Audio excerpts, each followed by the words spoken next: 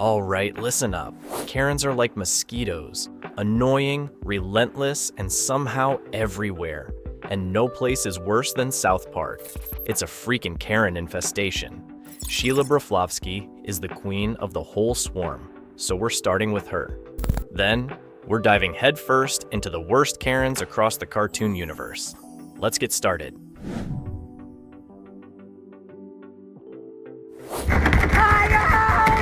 You better run if I get out of here! You better pray that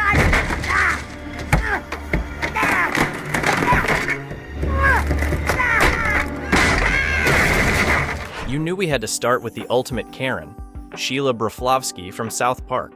Sheila doesn't just want to protect her kid. Oh no, she wants to control everything. If something offends her even slightly, she's not just gonna complain. She's gonna go full-on nuclear and shut it down. No questions asked. Remember when she tried to cancel Terrence and Philip because it was corrupting the youth? Yeah, that's classic Karen behavior. Sheila didn't just complain about the fart jokes. She straight up started a war with Canada. A whole freaking war.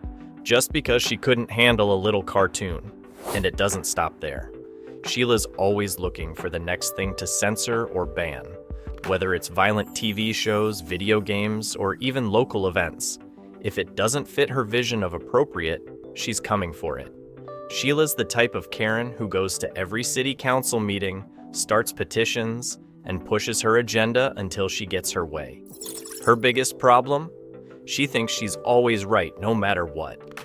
Even Kyle tries to get her to calm down, but nope.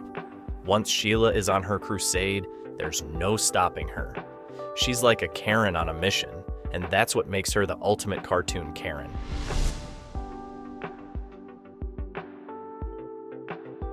Next, let's talk about Marge Simpson. Now, before y'all come for me, I know what you're thinking. But Marge Simpson is a sweetheart. Yeah, sure, she looks like a sweet mom on the outside with that beehive and pearl necklace, but don't let that fool you. Marge has some serious Karen energy under that blue hair. Have you ever noticed how Marge is always trying to fix everything? Like, she can't just let people live their lives? Nope, she's got to step in and make things worse. Marge is the type of Karen who thinks she's helping, but really, she's just messing everything up. Like when Bart was just being Bart, getting into trouble as usual, and Marge decides that ballet lessons are the cure to his behavior. Lady, your kid doesn't need dance class. He needs space to be the little demon he is. But Marge? Nah, she's convinced she knows best. And don't get me started on her crusade against Itchy and Scratchy. Marge legit tried to cancel the show because she thought it was too violent. Hey, we were watching what are you doing? Well, you won't be watching these cartoons anymore. Who does she rally to her side? Every single PTA mom in Springfield, that's who. Classic Karen move. If something offends her, it must be bad for everyone. So what does she do? She spearheads a campaign to get the show banned. But the best part? When Maggie imitates the violence from the show and Marge realizes she's in over her head. Yeah, it's all fun and games until your own kid picks up the violence. Marge's Karen behavior comes from this place of, I'm just trying to help. But sometimes, Karen, your help is the last thing anyone needs. She means well, but she's constantly getting involved in situations that nobody asked her to fix. She's got the ultimate Karen energy of thinking she knows better than everyone else, even when she doesn't. Alright, next up, we've got the OG snitch herself, Candace Flynn from Phineas and Ferb. If you thought regular Karens were bad, try dealing with a teenage Karen who spends every single day of her life trying to bust her brothers. Candace is the type of Karen that takes snitching to a whole new level. If speaking to the manager was a sport, she'd have an Olympic gold medal by now. Candace's entire personality revolves around catching Phineas and Ferb in the act of building their insane contraptions. I mean, look, they're just trying to have fun, build a rocket, go to space, maybe break a few laws of physics. But Candace? Oh no, she can't let that slide. She's gotta tattle. Every single time. And what happens? Every time she's about to bust them, their inventions magically disappear, and Candace is left looking like a lunatic. But does that stop her? Hell no. She's back at it the next day, determined to get her brothers in trouble. Miss Burp, have you seen the other Candace? We just saw her. She's driving away with Mom. She's like that neighbor who calls the HOA because your grass is half an inch too tall. Her Karen energy hits peak levels when she starts ruining her own fun just to catch her brothers. Like that one time they built a roller coaster, and instead of enjoying the ride, she spent the whole time trying to bust them. That's next level Karen behavior right there, making yourself miserable just to take someone else down.